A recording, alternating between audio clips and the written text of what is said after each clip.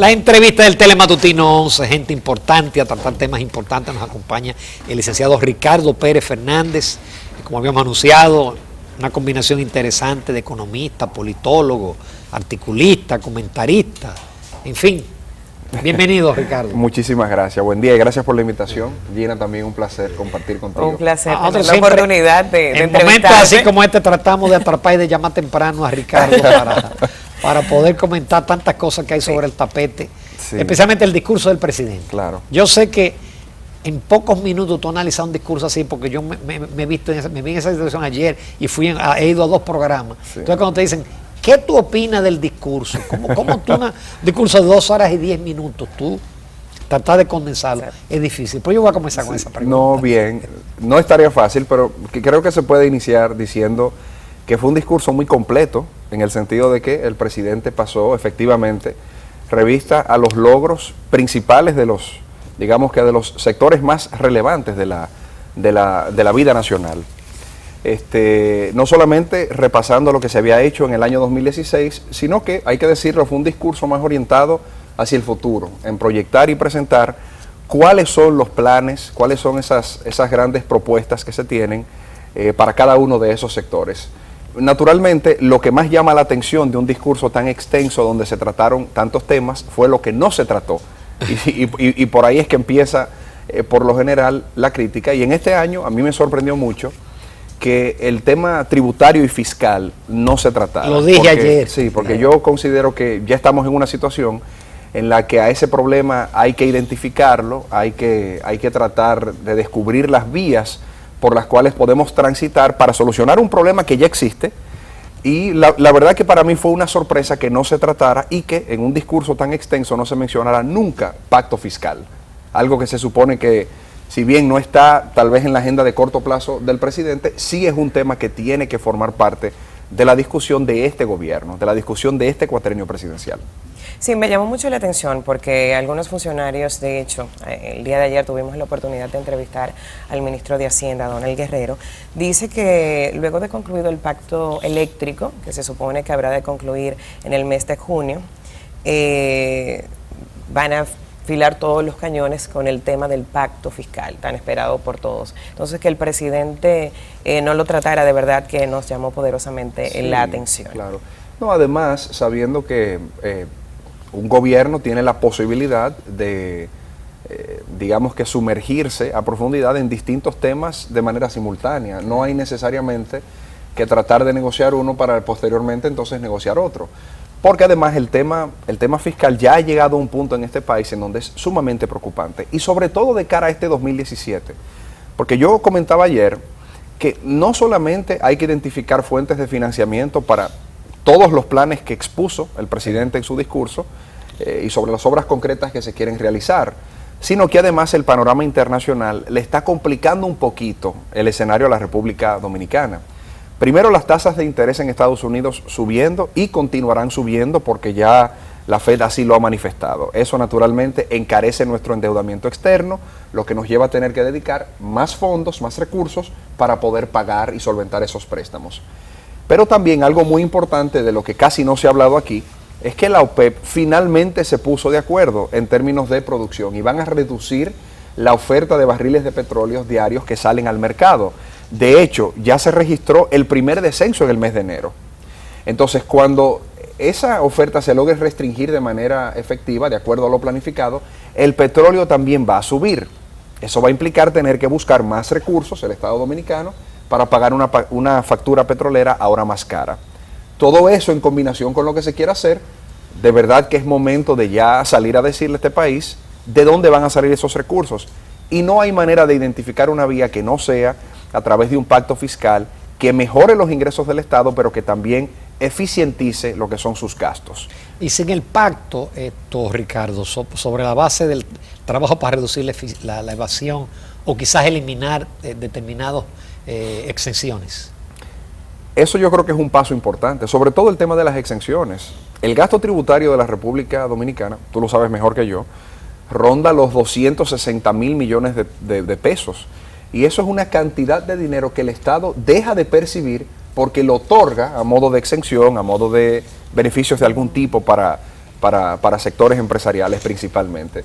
Y yo pienso que eso hay que prestarle atención. Yo creo que hay sectores que ya le llegó el momento de pagar algo, no necesariamente de que le desmonten todo el esquema que tienen, que favorece su existencia y su producción, pero que paguen algo.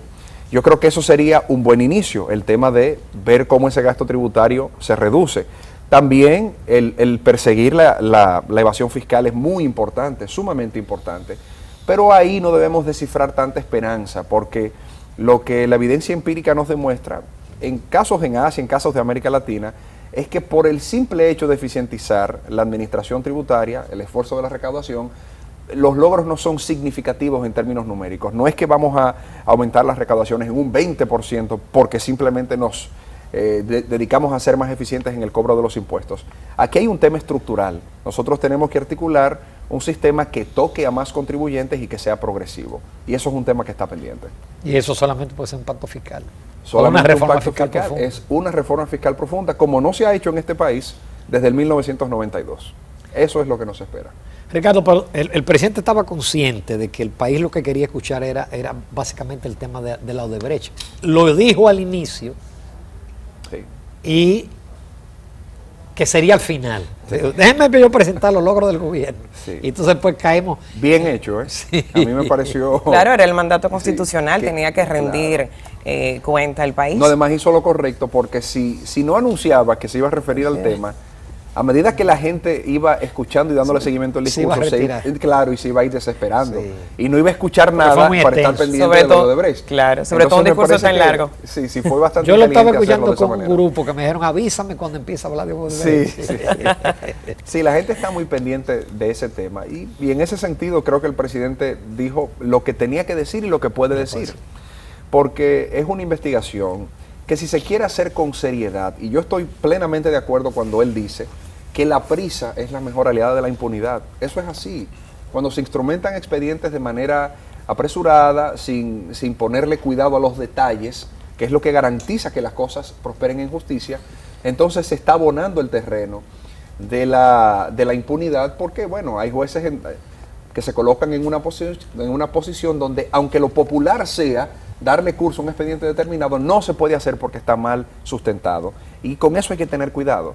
Y el caso de Odebrecht es un caso muy complejo, multifactorial, que implica no solamente a muchas personas que confluyeron en lo que fue esta trama corrupta desde múltiples avenidas, sino que en términos financieros es un caso muy, pero muy difícil de poder desarticular, de poder, digamos, deshacer esa maraña, ¿no? de lo que constituyó la arquitectura de esa trama de corrupción. A menos que alguien empiece a hablar.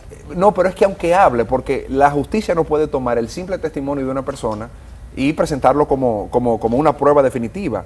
Aunque fulano de tal reconozca o aunque a fulano de tal se le acuse de haber recibido sobornos, la justicia dominicana tiene que demostrar que efectivamente esa persona recibió los sobornos. Y eso no es tarea fácil. No, Entonces, por eso, si fue en efectivo, claro, no hay prueba. hay que tener a menos que haya una paciencia. transferencia bancaria. Sí, y los detalles saldrán, pero hay que tener paciencia, auxiliarse en el caso de que fuera necesario de peritos financieros, de personas que tengan el expertise para hacer este tipo de trabajo y así entonces poder determinar quiénes son los que tienen que ir ante la justicia por este caso. Pero me parece que el presidente lo trató de la única manera que lo podía tratar. Pero Ricardo, quienes reclaman este tema de la dupla perfecta, como digo yo, que es corrupción e impunidad en el país, alegan que en otros países que también se han visto involucrados con el escándalo internacional de corrupción de Odebrecht, sí hay ya personas privadas de libertad, sí han rodado cabezas, como dice don Ramón. Sí, es verdad.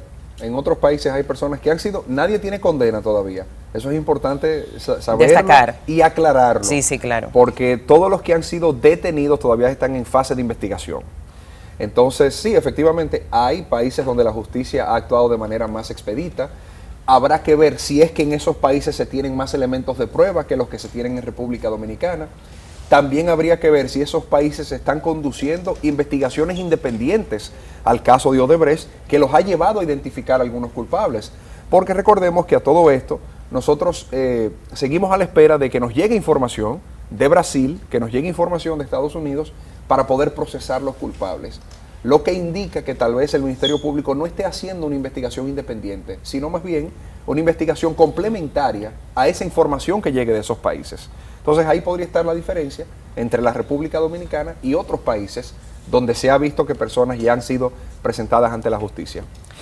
Se ha repetido mucho en esto de esa palabra, caiga quien caiga y hasta las últimas consecuencias, se ha convertido en un cliché. Uno se pregunta, ¿y si el caiga sin caiga es un funcionario cercano, es un exfuncionario, un miembro importante del Partido de la Liberación Dominicana? Es decir, ¿qué va a ocurrir? Porque eso luce como una especie de terremoto al interno de la organización. Sí, pero también yo creo que es un reclamo justo de la sociedad. Qué bueno que el presidente se haya comprometido públicamente a que en el caso de Odebrecht pues será presentado ante la acción de la justicia quien sea que tenga un involucramiento directo con este caso, porque aunque a lo interno del PLD esto pueda generar crisis, incluso aunque al sistema partidario de la República Dominicana esto le pueda generar una crisis, porque recordemos, en el caso de una empresa tan importante y significativa como Odebrecht, por lo general actúan, digamos que cubriendo todas las bases.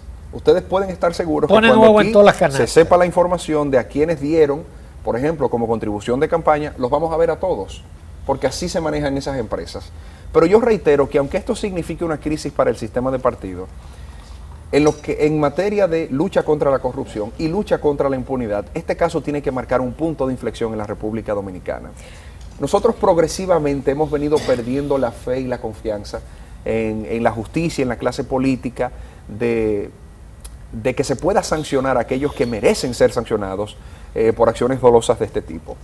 Nunca había habido un caso que se presentara tan fácil, a prima facie, ¿no? Aunque sea complejo. Claro, aunque sea complejo, y es complejísimo, de poder identificar culpables y sancionarlos. Y yo creo que no se debe de perder esta oportunidad, porque entonces lo que estaríamos invitando es a una pérdida de legitimidad, no solamente del gobierno, sino del sistema partidario. Y lo que sucede a esta situación siempre es el caos. Y yo creo que eso no lo quiere nadie. No se puede correr riesgo de que se sea selectivo, que solamente se afecte una parte del partido, las vacas sagradas de fuera. Lo que pasa es que eso tendría su costo, porque la información existe, la información está y se va a saber. Si ahora se quiere actuar selectivamente, solo identificando, digamos que, culpables favoritos para tratar de calmar el clamor popular de que caigan algunos culpables por este caso, bueno, después el tiempo se encargará de demostrar si se actuó de manera selectiva, y eso también tendrá un costo, eso también tendría consecuencias.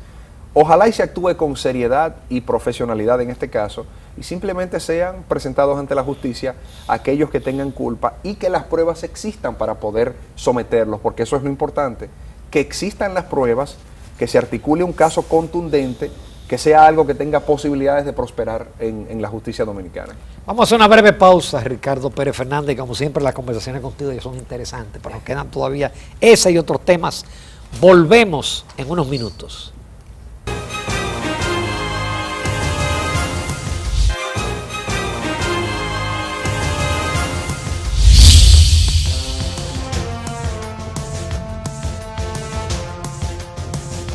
Gracias por continuar con nosotros en Telematutino 11 a través de Telesistema Canal 11. Hoy nos acompaña el economista y politólogo y buen amigo Ricardo Pérez Fernández. Ricardo, vámonos al otro lado del río. Te tengo una pregunta interesante a propósito del discurso ayer ante la Asamblea de Donald Trump, el presidente de los Estados Unidos. Ricardo, ¿crees tú que intenta Donald Trump replantear su recién inaugurada administración luego de estas 5 caóticas semanas de gobierno? Mira, cuando uno se detiene a analizar el fondo del discurso, te das cuenta que es una reconfiguración de las ideas que ya viene proponiendo desde la campaña. Lo que sí vi diferente ayer, lo que para mí constituye un nuevo elemento en la administración Trump es una voluntad y una actitud de conciliar y de tratar de unificar y de reparar el tejido de la sociedad norteamericana que está muy, muy deteriorado a raíz de su elección como presidente. Yo creo que ayer supo aprovechar el escenario. Fíjense que se mantuvo siempre leyendo el discurso que le habían escrito, no se separó del guión, que ahí es cuando por lo general surgen los problemas con él. Y bueno, lo que hizo fue plantear ya con un poco más de detalles en algunos casos sus propuestas principales de campaña. La reforma a la ley de salud, por ejemplo, el tema migratorio, que incluye la construcción del muro con México, el tema económico y comercial, que fue realmente el tema que lo propulsó a la presidencia, la posición de Estados Unidos en el mundo y aquel canto, digamos, que engloba todo este nuevo nacionalismo que ha surgido con él, que es el tema de América primero, los Estados Unidos primero. Lo que a mí me causa muchísima curiosidad, y yo lo comparto con mis amigos norteamericanos, y digo, si ustedes supieran cómo se ve eso desde fuera de Estados Unidos, porque nosotros escuchamos eso como novedad, como se plantea como una novedad en Estados Unidos. De ahora en adelante, América primero. Pero los que vivimos fuera de Estados Unidos nos preguntamos, ¿y cuándo no ha sido así? ¿Y cuándo Estados Unidos James no? Monroe, Claro. América para los americanos. ¿Desde cuándo no han actuado siempre para preservar sus intereses? Pero naturalmente a lo interno de los Estados Unidos eso tiene otra lectura que conecta muy bien con esos planteamientos nacionalistas que llevaron a Donald Trump a la presidencia. Pero yo creo que hay que reconocer que ayer lució presidenciable, fue buen discurso, en el sentido de que planteó de una manera un poquito más profesional y detallada aquellas cosas que prometió que haría en la campaña, y de continuar así, creo que su labor de ejercer la presidencia de los Estados Unidos se le haría mucho más fácil. Él se genera la adversidad y la contenciosidad de los demás actores del sistema cuando sale a provocar y a decir una serie de cosas que simplemente no se corresponden con la investidura que hoy en día él representa. Especialmente con la prensa. Claro, sobre todo con la prensa, sí, así es. Reconociendo que Trump personificó lo improbable. Sí, completamente. Que sí sucedió. Sí. Al final, estamos, Ricardo, en presencia de lo políticamente correcto, del final de lo políticamente correcto en Estados Unidos. Sí, yo estoy de acuerdo. Mira, incluso te diré algo. Y yo he pensado que tal vez esa es una de las cosas que en un futuro no muy lejano le podremos agradecer a Trump.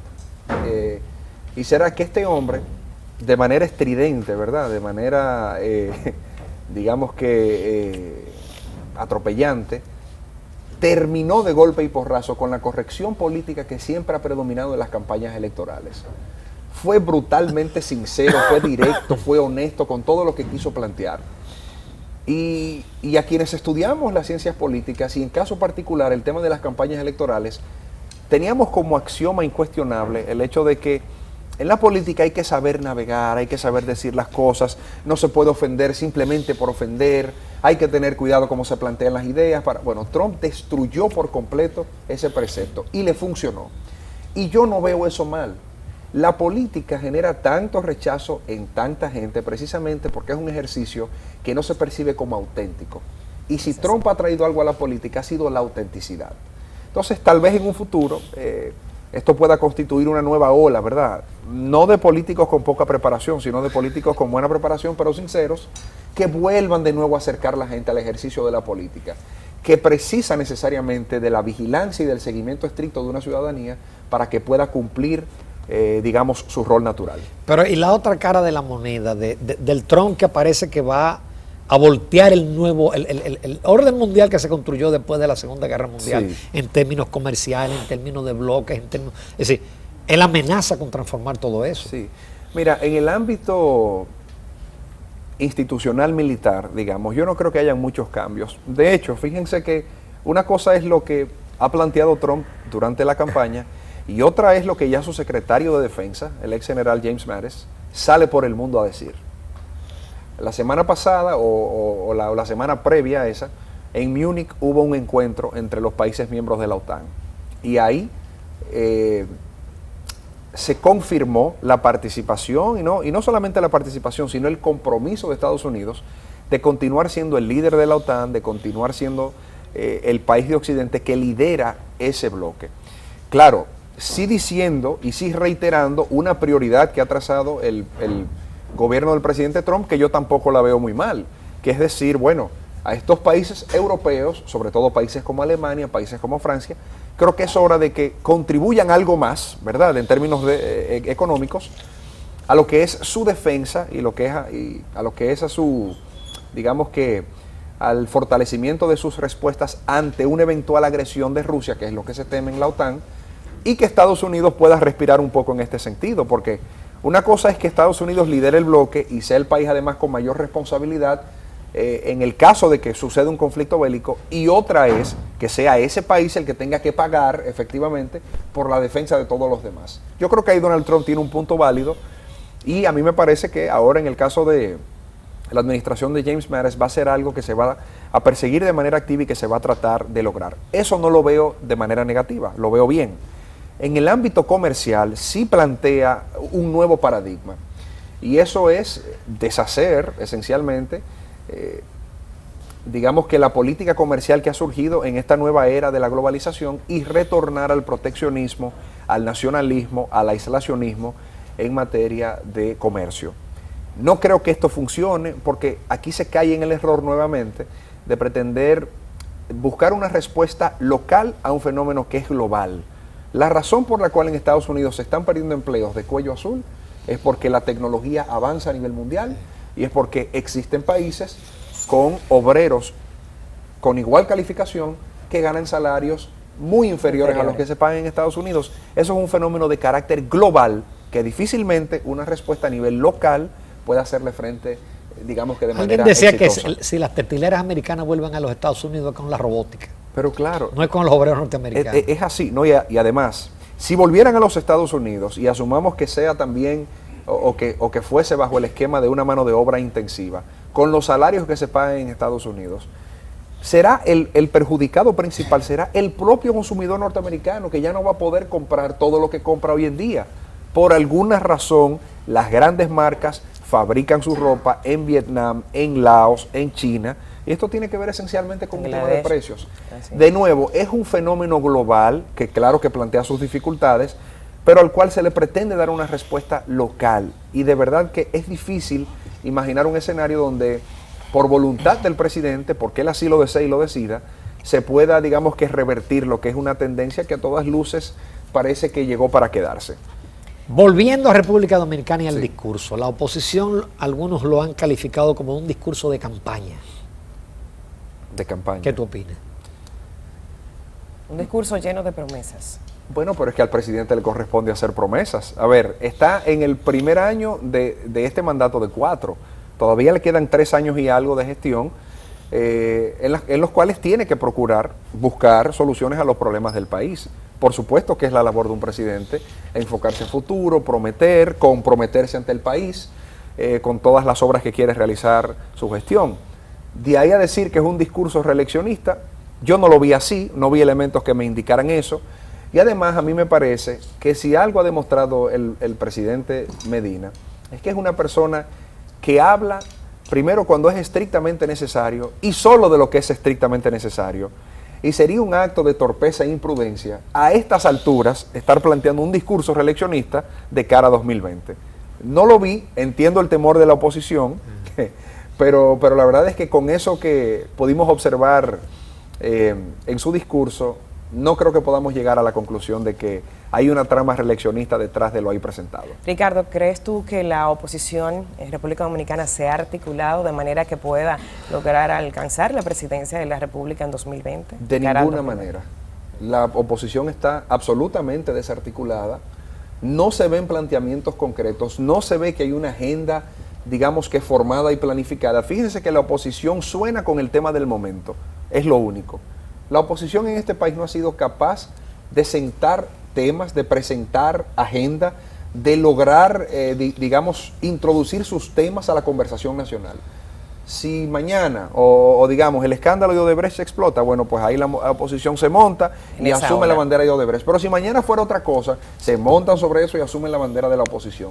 Y no se han dado cuenta que así no transmiten la idea a la población, sobre todo a la clase media, de que se tiene un plan y de que se está trabajando para hacerle frente efectivo al PLD. Así yo creo que la van a tener muy difícil. Y no se complica aún más con el hecho de que se veía a Abinader como el candidato natural, para Hipólito está tirado al ruedo. Sí, eso es una complicación para el PRM que yo creo que va a traer, bueno, ya está generando fricciones a lo interno de la organización, pero creo que puede traer un conflicto significativo en el caso de que, pues, cuando toque realizar su convención de renovación de las estructuras partidarias, que creo que es en septiembre de este año, si Hipólito Mejía real y efectivamente presenta esa intención de volver a la presidencia, eso va a estar de manifiesto ahí, porque querrá naturalmente ocupar las posiciones de mando del partido. Y eso va a generar un conflicto con Luis Abinader. Y como ellos son del PRD, ahora con un nombre distinto, pero es el PRD, ya sabemos en qué podría terminar eso. Entonces sí, a eso hay que prestarle mucha atención. Y en el PLD, Ricardo. Bueno, el PLD... ¿Es predecible el 2020 en el PLD? ¿Perdón? ¿Es predecible? A esta altura me parece que no. Y te diré algo más. No creo prudente tampoco que a esta altura el PLD esté pensando en candidatura de cara al año 2020. Que en el otro periodo ya lo estaban pensando. Sí, claro que sí. En el otro periodo ya lo estaban pensando, pero era diferente, porque el otro periodo, primero, la gestión del presidente Medina no tenía ningún tipo de crisis, ni tenía ningún tipo de dificultad. No había oposición. No había oposición, simplemente. Este no es el caso ahora. No porque la oposición la constituya un grupo de partidos que se haya articulado de manera efectiva, sino porque hay temas que van surgiendo que le están haciendo mella, digamos, a la confianza y a la popularidad que había exhibido, el gobierno del presidente Medina. El PLD vive en un estado de tensión, eso lo sabemos.